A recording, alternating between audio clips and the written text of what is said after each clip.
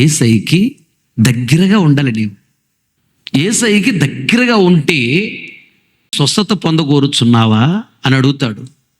లేదా నీ అప్పులు తీరాలా అడుగుతాడు.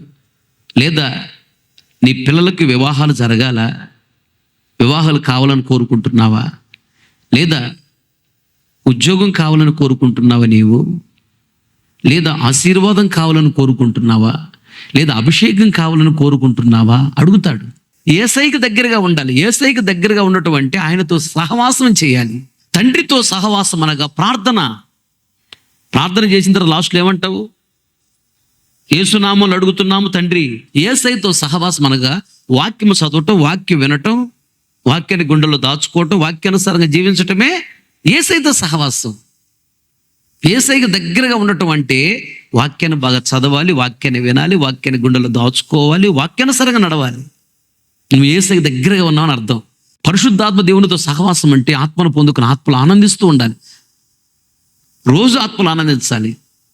ప్రాణాత్మ శరీరంలో ఉన్నటువంటి పొరపాట్లన్నీ కాలిపోతాయి. ప్రాణాత్మ శరీరం పరిశుద్ధపరచబడతా ఉండిద్ది. దేవుని రాజ్యం నువ్వు సిద్ధపరచబడతా ఉంటావు. ఆత్మలు ఆనందించినప్పుడల్లా ఈ మట్టి శరీరం మహిమా శరీరంగా మార్చబడుతుంది. రేపు మధ్యాకాశం యేసయ్య వచ్చినప్పుడు నువ్వు ఎత్తబడతావు. నువ్వు ఆత్మలు ఆనందించకపోతే విడిచిపెట్టబడవలసిన పరిస్థితులు వస్తాయి. జాగ్రత్త. ఆనందించాలి బాగా.